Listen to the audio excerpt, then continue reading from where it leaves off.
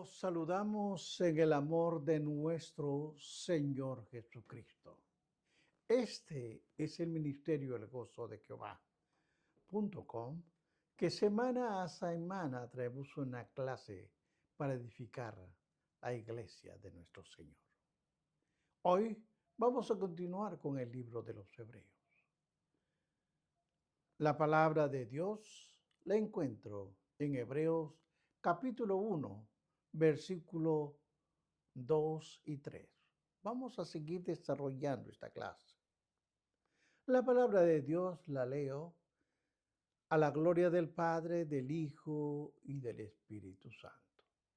En estos postreros días nos ha hablado por el Hijo, a quien constituyó heredero de todo, y por quien asimismo hizo el universo, el cual siendo resplandor de su gloria y la imagen misma de su sustancia, y quien sustenta todas las cosas con la palabra por su poder, habiendo efectuado la purificación de nuestros pecados por medio de sí mismo, se sentó a la diestra de la majestad en las alturas.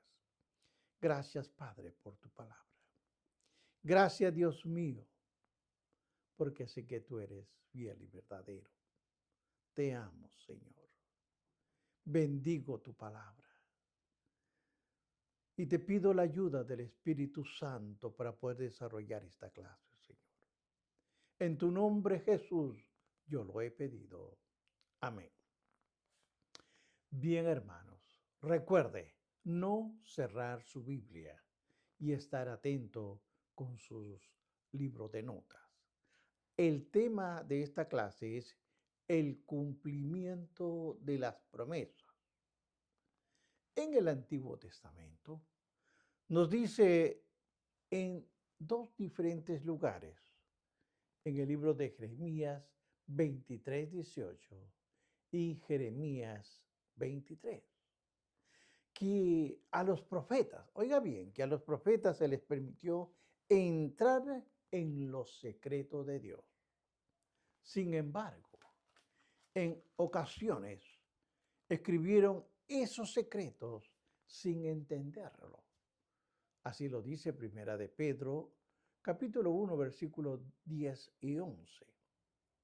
En Jesucristo, esos secretos se cumplieron y se hicieron entendibles. Esa es la palabra final de Dios, porque todas las promesas de Dios son en Él sí y en Él amén, por medio de nosotros, para la gloria de Dios Padre. Vea 2 Corintios 1:20. Ahora, entiende, hermanos, que todas las promesas de Dios se resuelven en Cristo. Todas sus promesas se vuelven, sí, verificadas y cumplidas. ¿Por qué? Porque Jesucristo es la revelación suprema final. Cuando nosotros comenzamos a leer la Biblia, dice en estos postreros días. Vamos a ver qué es esto. En los últimos días son los días de cumplimiento. En el Antiguo Testamento los judíos veían los últimos días como aquellos que a todas las promesas se cumplirán. En aquellos días el Mesías vendría, el reino vendría, Él salvaría y vendría a Israel y nos volvería a estar ya Israel en cadenas. En los últimos días, las promesas cesarían y los cumplimientos se darían. Exactamente eso es lo que Jesús vino a hacer. Vino a cumplir las promesas, aun cuando el aspecto milenario y terrenal del reino prometido sigue aún siendo futuro. La era del cumplimiento del reino comenzó. ¿Cuándo? Cuando Jesús llegó. Y no se completará hasta que entremos en los cielos eternos. Ahora bien, En la era del Antiguo Testamento, de la promesa terminó cuando Jesús llegó. Sí, hermanos. Ahora vamos a ver qué nos habla Jesús. Jesús nos ha hablado, y esto es importante, nos ha hablado por el Hijo, que Cristo es la culminación de la revelación de Dios. Dios se expresó completamente en el Hijo. Tal cosa afirma que Cristo es más que un ser humano. Entiéndalo bien. Lo hace infinitamente superior a cualquier ser creado. Porque el Dios manifestado en la carne, todas las promesas divinas se cumplen. Ahora bien, ya hemos visto la preparación para Cristo en el capítulo anterior. Y también hemos visto la preparación de Cristo. Son dos cosas distintas. En esta sección, que es breve, del capítulo 2 y versículo 3, el Espíritu Santo exaltó a Jesucristo como la expresión final total de Dios, superior, exaltado sobre todo y sobre todo. En estos versículos vemos a Cristo como el fin de todas las cosas, o sea, Cristo el heredero.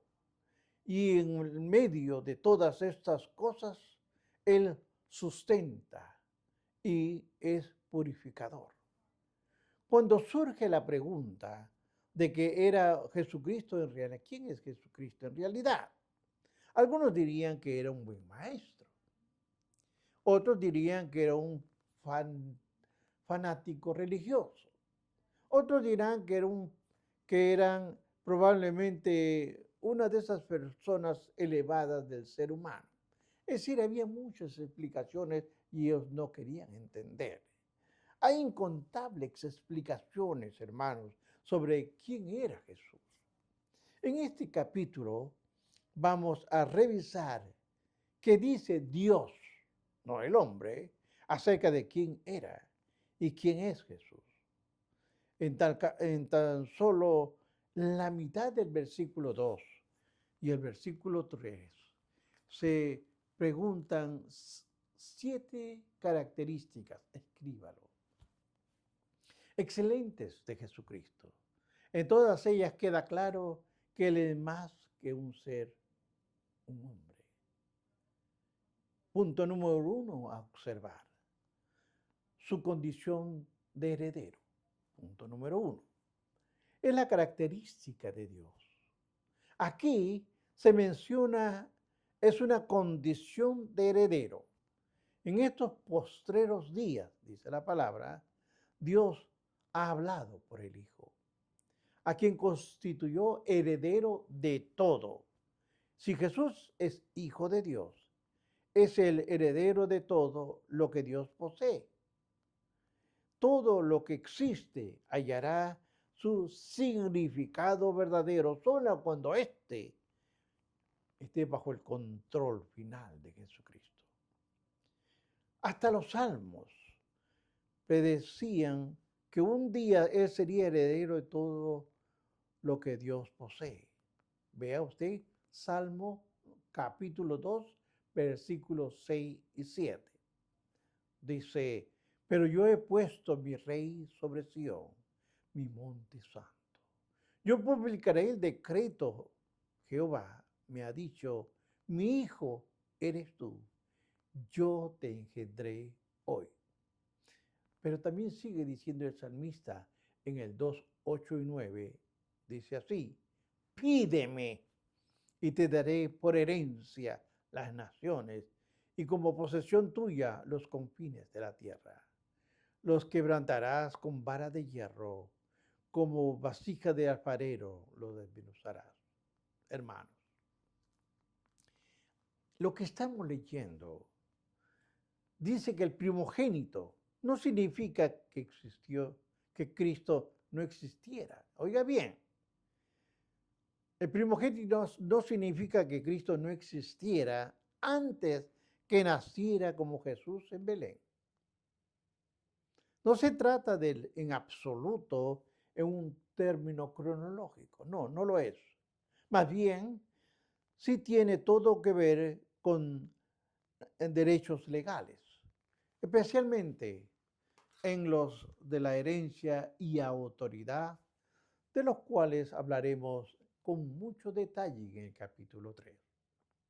En los últimos días, dice la palabra, Jesucristo recibirá por fin y eternamente el reino destinado de Dios. Eternamente, eternamente. Pablo nos explica que Cristo no solo creó todas las cosas, sino que las cosas fueron creadas para Cristo. Vea el libro de Romanos 11:36. Anótelo, por favor. Porque de Él, y por Él, y para Él son todas las cosas. A Él la gloria por los siglos de los siglos. Amén. Todo lo que existe, existe para Jesucristo. Hay una pregunta. ¿Qué verdad prueba mejor su igualdad con Dios? Vamos a discutirlo. Cuando vemos el capítulo 5:1 del libro de Apocalipsis, se describe a Dios sentado en el trono, con un rollo en su mano. Juan nos dice, y vi en la mano derecha del que estaba sentado en el trono un libro escrito por dentro y por fuera, sellado con 7 sellos. Vamos a entenderlo esto. A mí no me gusta correr en la Biblia si no lo he entendido. El rollo es la escritura de la propiedad de la tierra y todo lo que hay en ella. Es la propiedad para el heredero, aquel que tiene el derecho de tomarla para sí.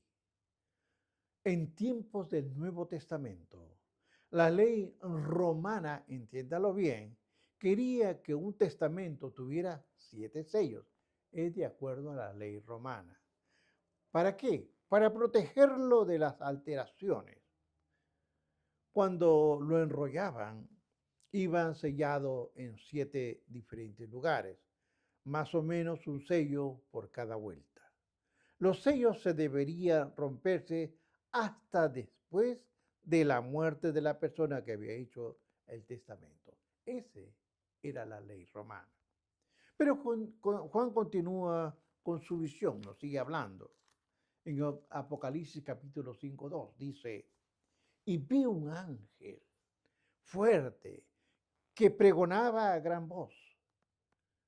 Hacía una pregunta. ¿Quién es digno de abrir el libro y desatar sus sellos? ¿Quién, se preguntaba el ángel, es el heredero legal de la tierra? Ninguno, ni en el cielo, ni en la tierra, ni debajo de la tierra, podía abrir el libro, ni aún mirarlo. Vea el 5:3 de Apocalipsis. Juan, perplejo y apresurado, lloraba mucho porque no se había hallado a ninguno digno de abrir el libro, ni de leerlo, ni de mirarlo. Uno de los ancianos le dijo, no llores. He aquí que el león de la tribu de Judá, la raíz de David, ha venido para abrir el libro y desatar sus 7 sellos. 5, 4 y 5 de Apocalipsis. Tras continuar mirando, vio que en medio del trono y de los 4 seres vivientes y en medio de los ancianos estaba de pie un cordero como inmolado, que tenía 7 cuernos, 7 ojos, los cuales son los espíritus de Dios, enviados por toda la tierra, de acuerdo a Apocalipsis 5:6. Ahora entienda, Jesucristo es el Cordero, vino y tomó el rollo de la diestra de Dios. ¿Por qué? porque él, y solamente él, tenía el derecho de tomarla. Él es el heredero de la tierra. En el capítulo 6 de Apocalipsis, empieza con la descripción de la tribulación. El primer paso, hermanos, cuando Cristo retorne a la tierra, que es suya por derecho, Él va a desenrollar los sellos, uno a uno, cuando cada uno de ellos, de los sellos, se rompe. La posición y el control de su herencia se incrementa finalmente. Vemos Apocalipsis 11:15. El séptimo ángel tocó la trompeta. Entienda aquí. Y hubo grandes voces en el cielo que decían, los reinos del mundo han venido a ser de nuestro Señor y su Cristo. Y Él reinará por los siglos de los siglos. Hermanos, cuando desenrolle el séptimo sello y suene la séptima trompeta, la tierra será suya para siempre. Ahora, en su primer sermón de Pentecostés, Pedro dijo a sus oyentes judíos, por tanto, sépalo bien, todo Israel, que a este Jesús, a quienes ustedes crucificaron, Dios lo ha hecho Señor y Mesías. Vea el libro de Hechos, capítulo 2, 36. En efecto, el carpintero que murió clavado en una cruz es el Rey de Reyes y Señor de Señores. Él gobernará el mundo. Satanás sabía esta verdad. Sí, hermano, él lo sabía cuando se acercó a Jesús en el desierto y lo tentó en tomar el control del mundo de la manera equivocada, inclinándose a él, siendo Satanás el usurpador del gobierno de Dios sobre la tierra. Él intenta continuamente evitar por todos los medios que el heredero verdadero reciba su herencia. Hermanos, pero cuando Cristo vuelva de nuevo a la tierra, heredará todas las cosas completa y eternamente. Y, oh grata sorpresa, por haber confiado en Él, seremos usted y yo coherederos con Cristo. Vea Romanos capítulo 8, versículos 16 y 17. Cuando nosotros entremos en su reino eterno, poseeremos conjuntamente todo lo que Él posee. Pero hay que entender esto también. No seremos Cristos, claro que no, ni señores, no, pero seremos coherederos con Él. Su herencia maravillosa será también nuestra. Ahora, otro punto a observar, aun si algunos lo rechazan, en estos tiempos lo rechazan y de una forma sorprendente. Aunque Cristo es el heredero de todo lo que Dios posee, y aunque ofrece hacer y partícipe de su herencia a todo aquel que confíe en Él, aún así muchos, pero muchos lo rechazan. Muchos lo rechazaron a Dios cuando se reveló en el Antiguo Testamento. Ahora Dios se ha revelado perfectamente en el Nuevo Testamento en su Hijo y las promesas los siguen rechazando. Jesús ilustró esta tragedia en una parábola y lo dejo como tarea. Estudie la parábola del libro de Mateo capítulo 12 del 33 al 44. Ahora, entienda bien, esta parábola no necesita explicación. Rechazar voluntariamente a Jesucristo trae completa condenación y destrucción por parte de Dios vindicado. Para Israel, la parábola dice, porque fue tan evidente lo que hicieron. No solo rechazaron y matando a los profetas, sino rechazando y matando al Hijo. Ustedes perdieron la promesa.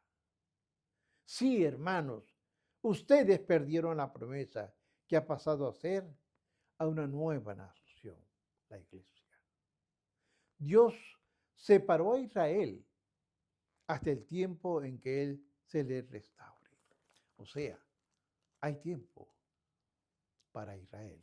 Segundo punto a observar, su condición de creador. Esta es la segunda característica que menciona Hebreos capítulo 1. Es una condición de creador, por quien asimismo hizo el universo. Cristo es el agente por el medio del cual Dios creó el mundo.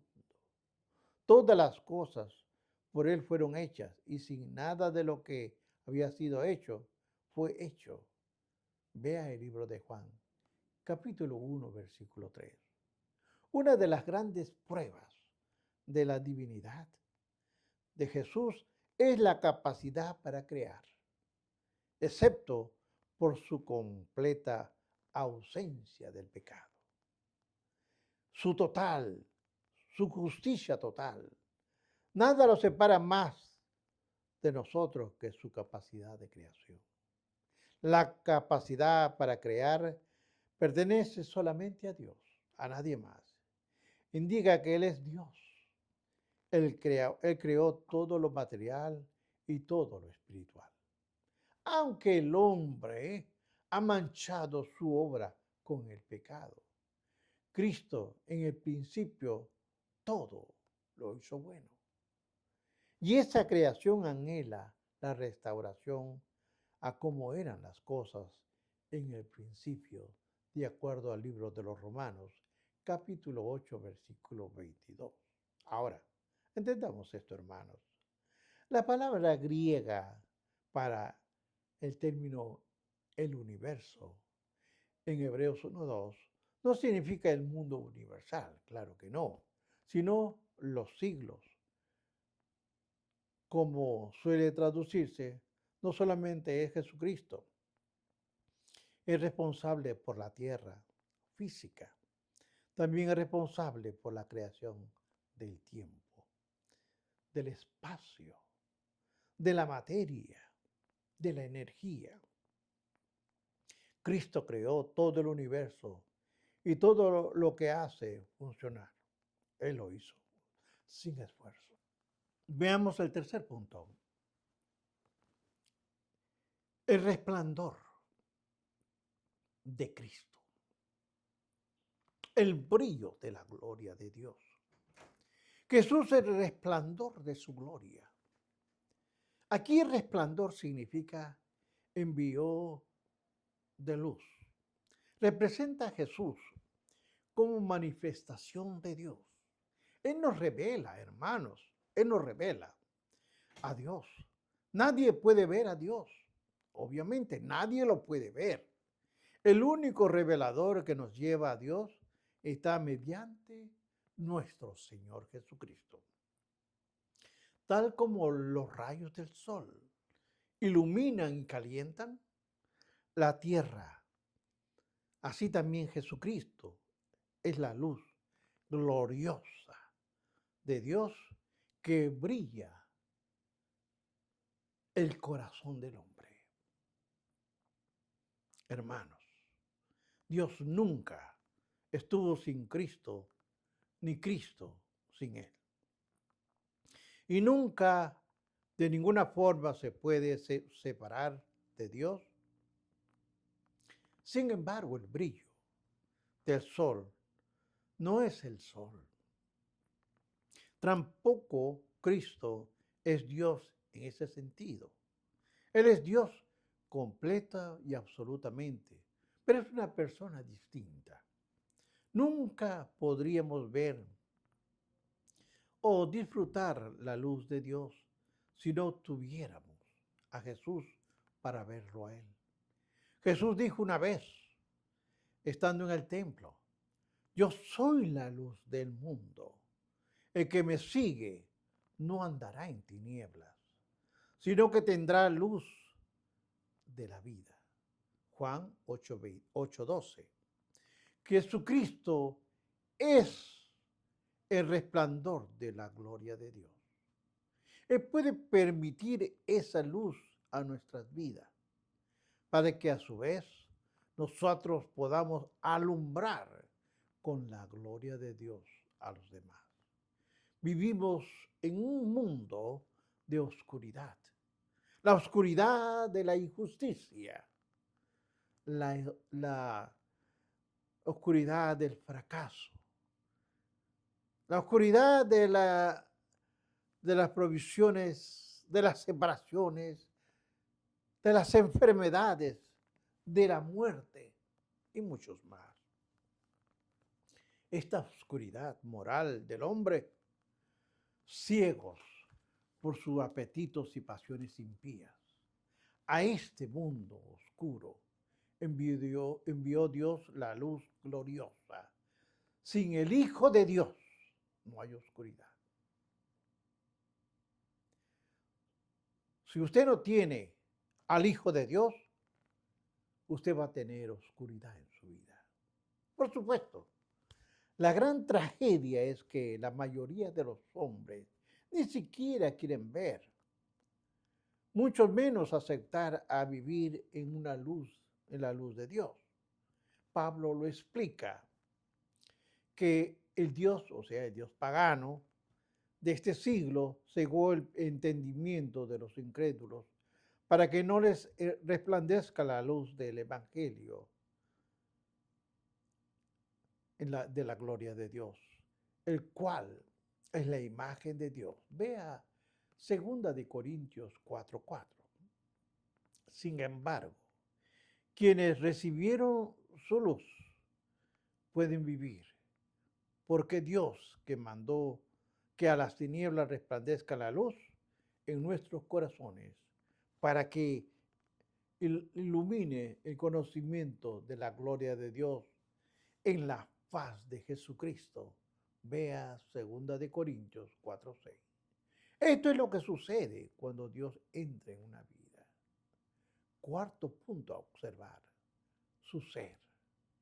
La siguiente característica de Cristo es su ser.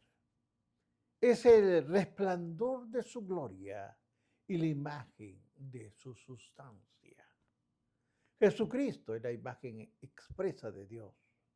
Cristo no solo era solamente la manifestación de Dios, era Dios en sustancia. La misma imagen es una traducción del término griego que se usa para la impresión hecha como un sello o estampilla. El diseño del sello se reproduce en la cera. Sin embargo, quienes recibieron su luz pueden decir, porque Dios que mandó que las tinieblas resplandezcan la luz en nuestros corazones y para iluminación del conocimiento de la gloria de Dios en la paz de Jesucristo.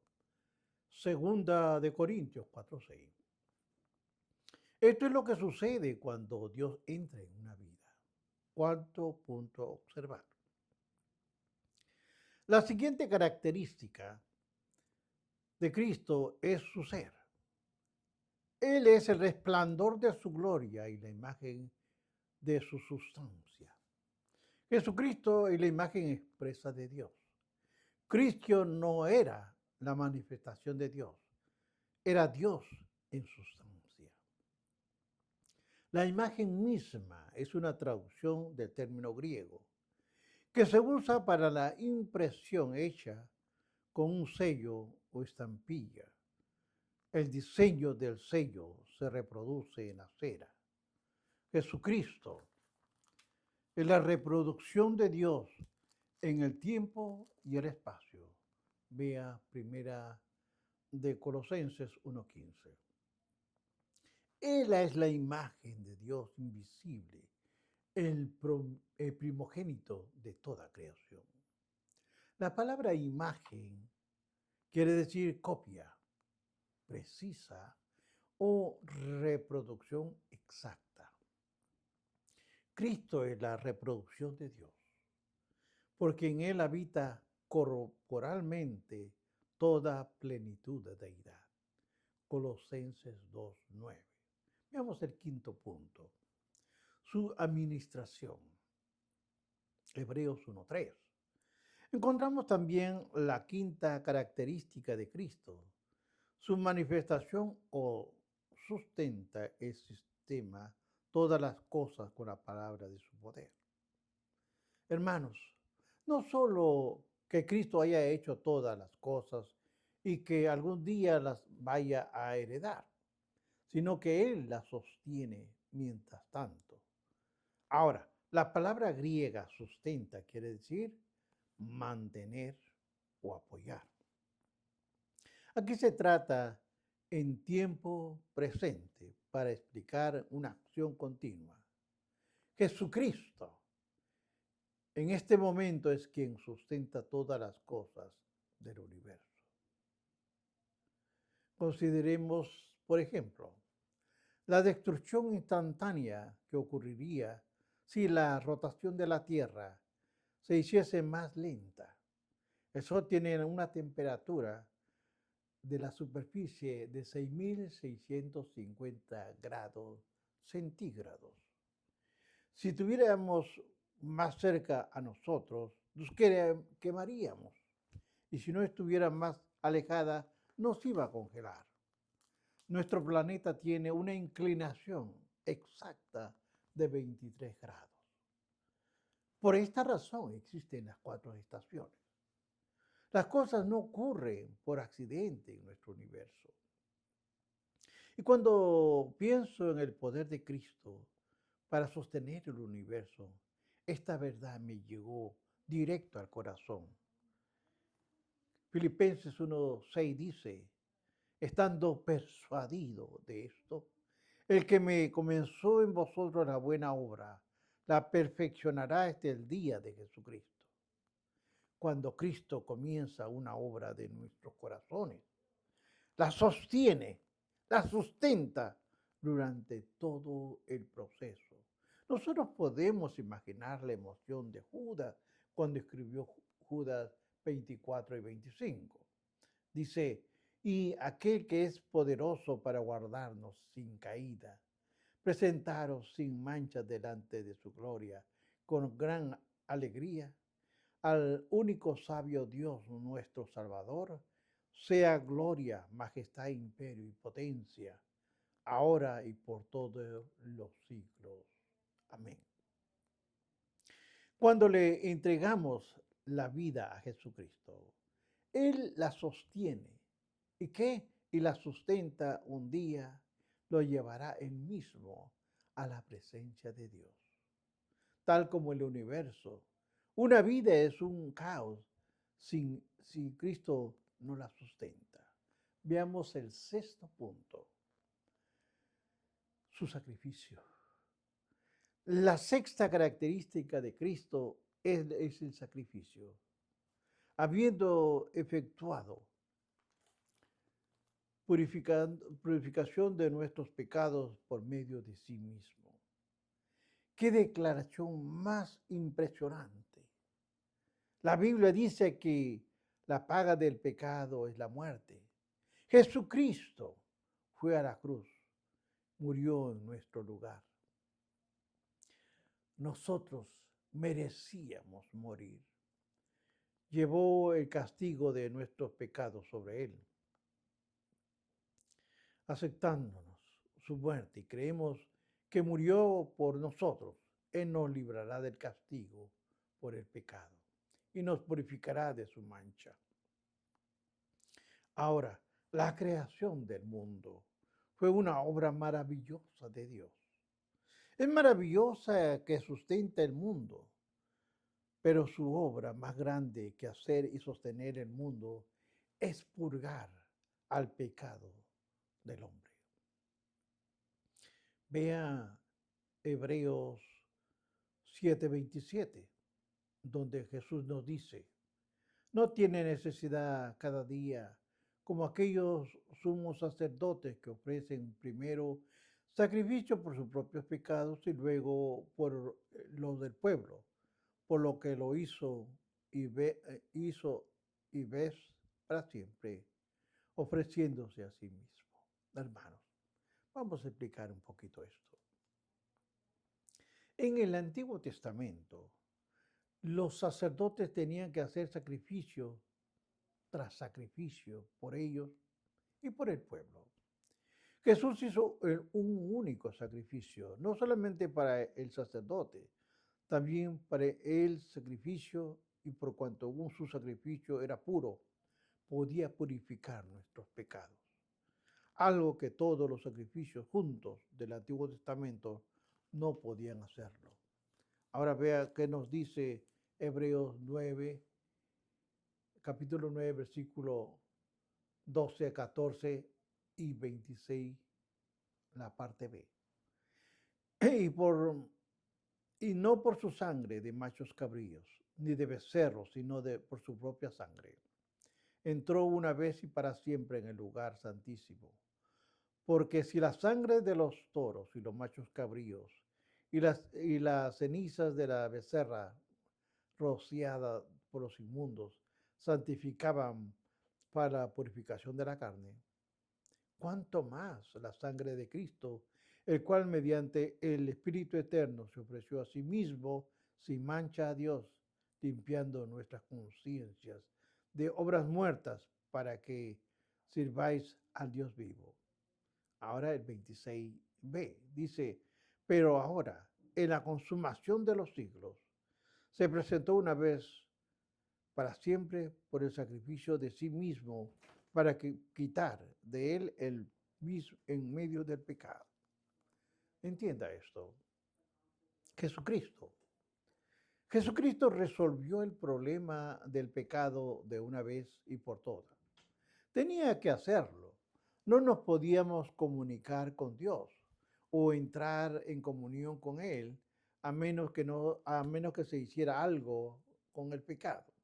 De modo que Cristo fue a la cruz y cargó con el castigo por el pecado de todo aquel que acepte su sacrificio. Crea que Él lo recibirá. Él purgó el pecado y lo limpió. Todos somos pecadores o paganos. El castigo de nuestros pecados, que es la muerte eterna. O aceptamos el pago de Jesucristo, por medio del cual recibimos vida eterna. La Biblia dice que sin derramamiento de sangre no hay purificación de pecado. Ahora, Hebreos 9:22 dice, la sangre de Jesucristo nos limpia de todo pecado. 1 Juan 1:7. Jesús vino como sacrificio perfecto.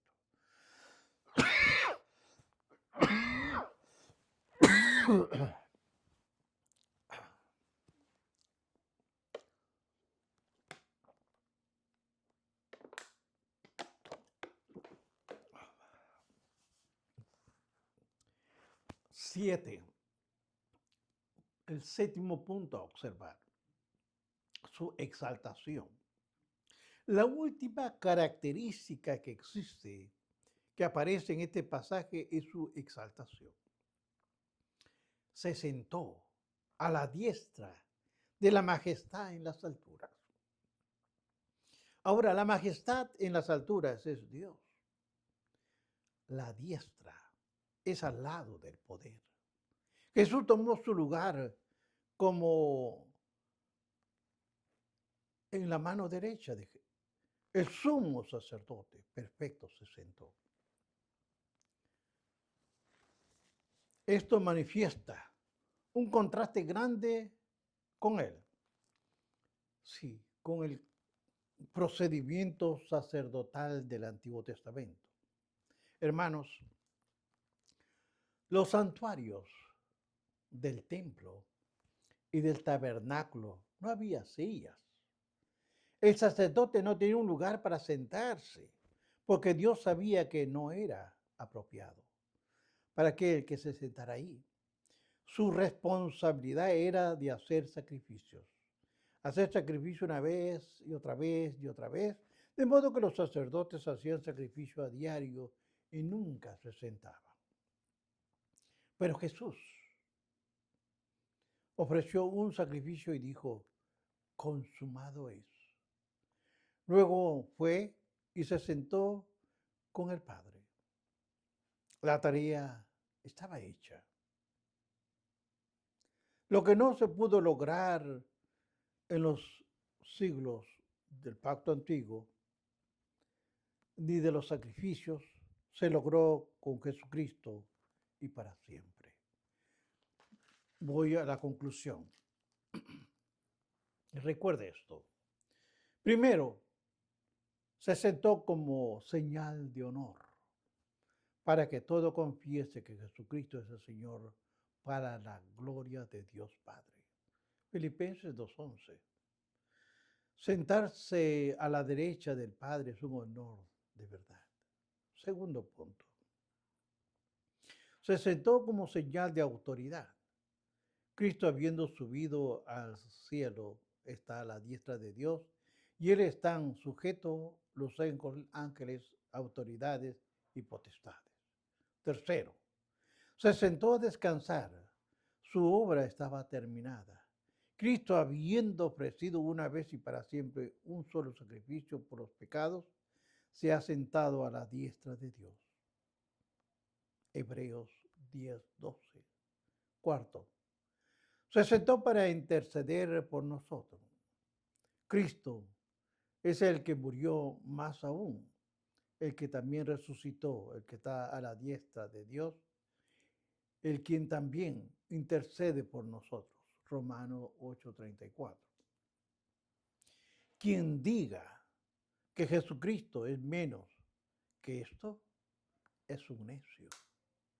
Y lo hace a Dios mentiroso. Dios dijo que su Hijo es preeminente de todas las cosas.